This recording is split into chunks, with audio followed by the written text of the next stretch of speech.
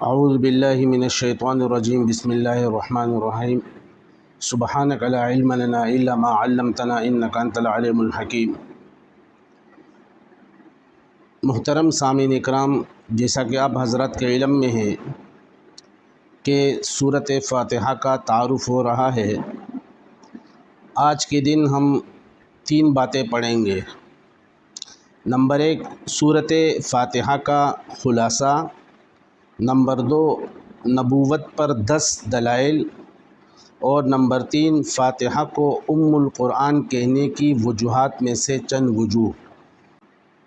تو سب سے پہلے سورۃ فاتحہ کے خلاصے کو بیان کرتے ہیں کہ سورۃ فاتحہ 3 حصوں پر منقسم ہے۔ پہلا حصہ الحمدللہ رب العالمین الرحمن الرحیم مالک یوم الدین ہے، اور دوسرا حصہ ایاک نعبد و ایاک نستعین ہے۔ تیسرا حصہ اہدنا الصراط المستقیم صراط الذین انعمت علیہم غیر المغضوب علیہم ولا الضالین ہے۔ پہلے حصے کے اندر ایک دعویٰ ہے، اور بعض کے نزدیک 4 دلائل عقلیہ ہے، اور بعض کے نزدیک 5، اور بعض کے نزدیک 3۔ تو الحمدللہ یہ دعوی صورت ہے، یعنی تمام صفات الوہیت اللہ رب العزت کے لیے ہیں، اور یہاں پر للہ کے اندر جو لام ہے یہ لام برائے اختصاص کے لیے ہے۔ یہ دعویٰ ہے، اس پر دلیل اول رب العالمین ہے، دوسری دلیل الرحمن ہے، تیسری دلیل الرحیم ہے، چوتھی دلیل مالک یوم الدین ہے۔ اب تمام تعریفیں اللہ ہی کے لیے ہیں۔ یہ کیوں؟ اس لیے کہ پہلی دلیل عقلی کہ وہ عالمین کا پالنے والا ہے۔ نمبر 2، نہایت رحم کرنے والی ذات ہے۔ نمبر 3، بے حد مہربان ہے۔ نمبر 4، مالک ہے روز جزا کا۔ تو جو ہستی ایسی اوصاف سے متصف ہو تو صفات الوہیت بھی اللہ کے لیے ہوتی ہے، اور عبادت کا مستحق بھی اللہ ہی ہوتا ہے۔ تو دوسرا حصہ ہے ایاک نعبد و ایاک نستعین۔ اس کے اندر ثمرۂ دلائل اربعہ عقلیہ کو بیان کیا، اور ساتھ ساتھ نتیجہ حمد کو بیان کیا، وہ ہے عمل یعنی عبادت۔ اہدنا الصراط المستقیم صراط الذین انعمت علیہم غیر المغضوب علیہم ولا الضالین۔ سورت کے اس تیسرے حصے کے اندر 3 فرقوں کا ذکر کیا، ایک منعم علیہم یا منعوم علیہم، دوسرے نمبر پر مغضوب علیہم، اور تیسرے نمبر پر ضالین گمراہ۔ منعوم علیہ یا منعم علیہ، اس سے سورۃ النساء کی آیت نمبر 69 کی طرف اشارہ ہے کہ جس میں اللہ رب العزت نے فرمایا اولئک الذین انعم اللہ علیہم من النبیین والصدیقین والشہداء والصالحین۔ اور مغضوب علیہم سے راجح قول کے مطابق یہود مراد ہے، جو بوجہ عناد محروم رہے ہیں، اور ولا الضالین سے مراد نصارہ ہے، جو بوجہ جہل کے محروم ہیں۔ تو اس میں 3 فرقوں کا ذکر ہے، ساتھ ساتھ دعا کی تعلیم کا بھی ذکر ہے۔ تو یہ سورۃ فاتحہ کا خلاصہ ہوا۔ اب دوسرے نمبر پر ہے نبوت پر 10 دلائل۔ اس سورۃ فاتحہ کے اندر نبوت پر 10 دلائل مذکور ہیں۔ سب سے پہلی دلیل لفظ اللہ ہے۔ ہم کہتے ہیں کہ اللہ یعنی ہمارا معبود، تو ہمیں کس نے بتایا کہ یہ ہمارا معبود ہے؟ تو جس نے بتایا وہ کون ہے؟ وہ انبیاء ہے۔ تو یہ نبوت پر پہلی دلیل ہوئی۔ دوسری دلیل رب العالمین ہے کہ تمام جہانوں کا پالنے والا، یعنی انسانوں کو پیدا کیا، اور پیدا کرنے کے بعد ان کو عبث نہیں چھوڑا، بلکہ ان کی طرف اوامر اور نواہی سے بچنے کے لیے رسولوں کو بھیجا، تاکہ وہ امتثال اوامر حکموں کو بجا لائے اور نواہی سے اپنے آپ کو بچائے، اور یہ رسول کے بغیر نہیں ہے۔ تو رب العالمین یہ دوسری دلیل ہے نبوت کے اس بات پر۔ اسی طرح الرحمن الرحیم، یہ تیسری دلیل ہے کہ اللہ تبارک و تعالیٰ نے اپنے بندوں کو پیدا کیا اور اس طرح نہیں چھوڑا کہ ان کی ترقی اور کامیابی نہ ہو۔ چوتھی دلیل مالک یوم الدین، مالک ہے روز جزا کا، یعنی قیامت کے دن ثواب اور عقاب ہوگا، گناہگاروں کو سزا دی جائے گی اور ایمان والوں کو، نیک لوگوں کو اللہ تبارک و تعالیٰ ثواب دیں گے۔ تو یہ ثواب اور عقاب کا علم بغیر رسولوں کے نہیں ہو سکتا، اور عذاب بغیر رسولوں کے نہیں ہوتا ہے۔ اسی وجہ سے اللہ تبارک و تعالیٰ نے فرمایا وَمَا كُنَّا مُعَذِّبِينَ حَتَّى نَبْعَثَ رَسُولًا، کہ ہم کسی کو ہلاک نہیں کرتے ہیں مگر رسولوں کے بھیجنے کے بعد۔ نمبر 5 ایاک نعبد، یہ بھی نبوت پر دلیل ہے کہ ہم خاص تیرے ہی عبادت کرتے ہیں۔ تو عبادت کا طریقہ ہمیں کس نے سکھلایا؟ انبیاء نے سکھلایا، تو یہ بھی نبوت پر دلیل ہے۔ اب اس سے کوئی یہ غلط تعویل نہ کرے کہ اس سے مراد جو حضرات مجتہدین ہیں انہوں نے عبادت کے اوصاف اور طریقے بتائے، تو انہوں نے قیاس کیا، اور قیاس کے بارے میں یہ قاعدہ مشہور ہے کہ قیاس یہ مظہر للحکم ہوتا ہے، مثبت للحکم نہیں ہوتا، یعنی حکم کو ظاہر کرتا ہے، حکم کو ثابت نہیں کرتا۔ اہدنا الصراط المستقیم، یہ چھٹی دلیل ہے نبوت پر کہ ہمیں سیدھی راہ پر چلنے کی توفیق عطا فرما۔ تو سیدھی راہ کس نے بتایا؟ یہ اللہ کے رسولوں نے بتایا۔ تو الصراط المستقیم یہ چھٹی دلیل ہے۔ اور ساتویں دلیل یہ ہے کہ المستقیم کو صفت لایا اور معرف باللام لایا، تو یہ استقامت مستقیم جو معرف باللام ہے یہ بھی اس بات پر دلالت کرتا ہے کہ صحیح راستے کو پہچاننے والا اور اس کی نشاندہی کرنے والا پیغمبر ہی ہو سکتا ہے اور کوئی نہیں۔ تو یہ بھی نبوت پر دلیل ہے۔ تو یہ 7 دلائل ہو گئے، اور 3 دلائل انعمت علیہم 8، غیر المغضوب علیہم 9، ولا الضالین 10۔ ان 3 فرقوں کے نشاندہی کی، یعنی منعم علیہ، مغضوب علیہم اور ضالین کا، تو ان کی نشاندہی بجز انبیاء کے اور کوئی کر نہیں سکتے۔ تو یہ ادلہ عشرہ علی اثبات النبوہ ہے۔ سورۃ فاتحہ کو ام القرآن کہنے کی وجوہات میں سے ایک وجہ یہ بھی ہے کہ دنیا کے اندر جتنے ادیان ہیں ان تمام ادیان کا مدار 4 چیزوں پر ہے، اور وہ قرآن مجید میں مذکور ہے، اور وہ چاروں کے چاروں سورۃ فاتحہ کے اندر ہے۔ نمبر 1 علم الاصول۔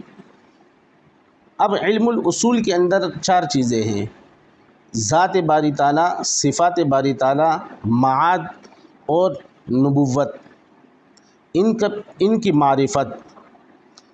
دوسرے نمبر پر ہے احکام، اور تیسرے نمبر پر ہے سلوک، اور چوتھے نمبر پر ہے قصص۔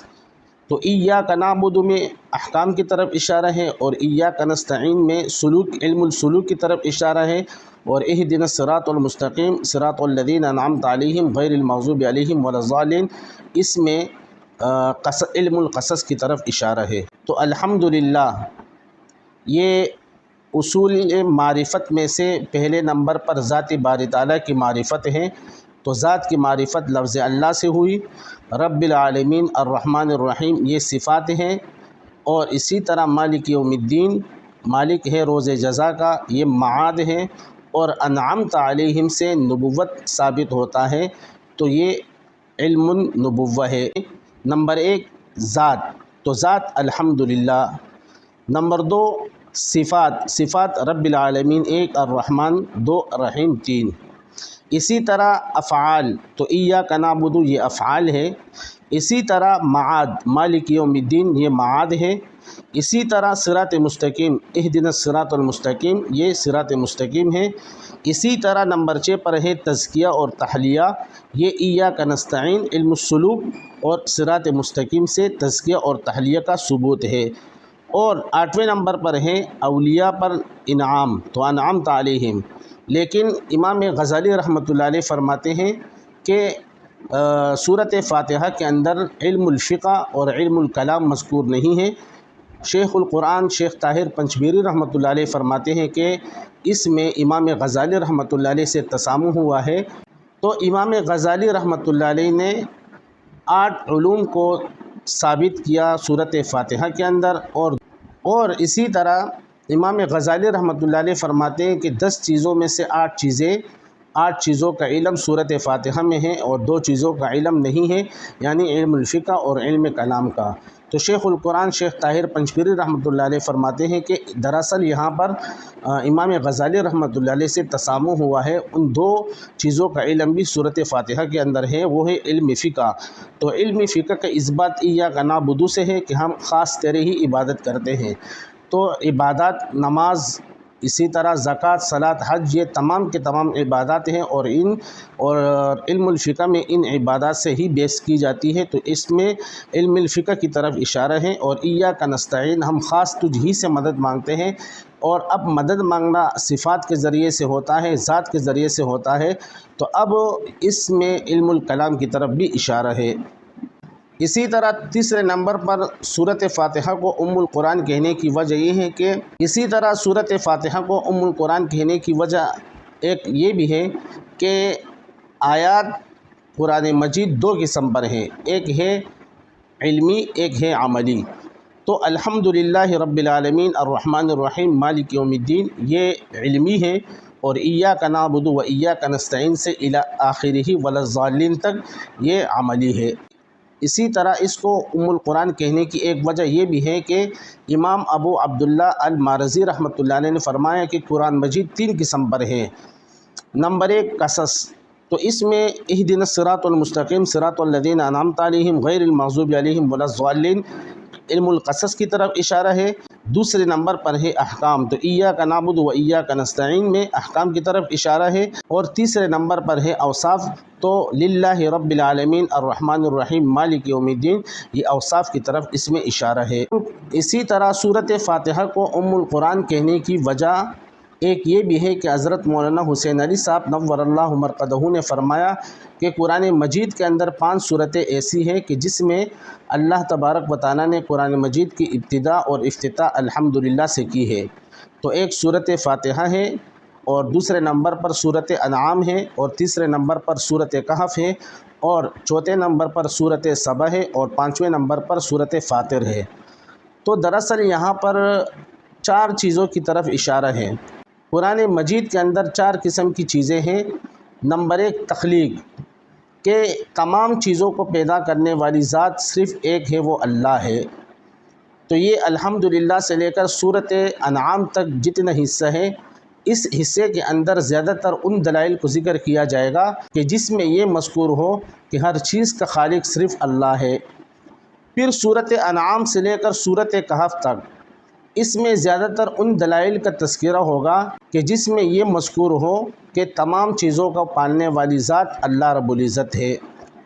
پھر تیسرے نمبر پر ہے سورۃ کہف سے لے کے سورۃ سبا تک، تو اس میں ان دلائل کو ذکر کیا جائے گا کہ جس میں یہ بات ملحوظ خاطر ہوگی کہ برکت دہندہ ذات صرف اور صرف اللہ تعالیٰ کی ہے۔ اور چوتھے نمبر پر سورۃ سبا سے لے کے سورۃ الناس تک اس میں ان دلائل کو ذکر کیا جائے گا کہ جو دلائل نفی شفاعت قہری پر دال ہو۔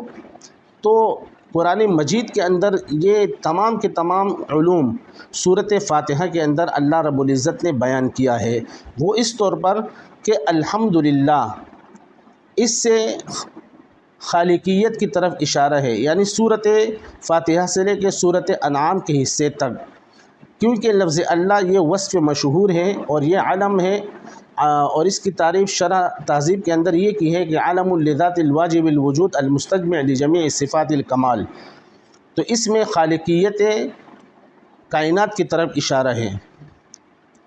اسی طرح دوسرے نمبر پر ہے رب العالمین، اس میں اشارہ ہے کہ تمام جہانوں کو پالنے والی ذات اللہ رب العزت ہے، تو رب العالمین میں ربوبیت باری تعالیٰ کی طرف اشارہ ہے۔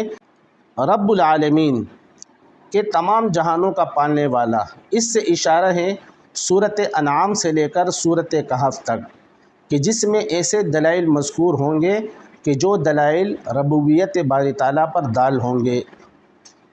اور الرحمن الرحیم، اس میں سورۃ کہف سے لے کے سورۃ سبا تک جو دلائل ہیں جو اس بات پر دال ہیں کہ برکت دہندہ صرف اور صرف اللہ رب العزت کی ذات ہیں، تو الرحمن الرحیم میں وہ آ گئے۔ اور مالک یوم الدین سے سورۃ سبا سے لے کے من الجنۃ والناس تک نفی شفاعت قہریہ پر دلائل مذکور ہیں، تو مالک یوم الدین میں اس کی طرف اشارہ ہے۔ تو اسی وجہ سے اس سورۃ فاتحہ کو ام القرآن کہا جاتا ہے۔ تو آج کے سبق کے اندر یہ باتیں مذکور ہوئی۔ اللہ تبارک و تعالی ہمیں اس بات پر عمل کرنے کی توفیق عطا فرمائے اور ساتھ ساتھ فہم قرآن عطا فرمائے۔ وما علینا الا البلاغ المبین۔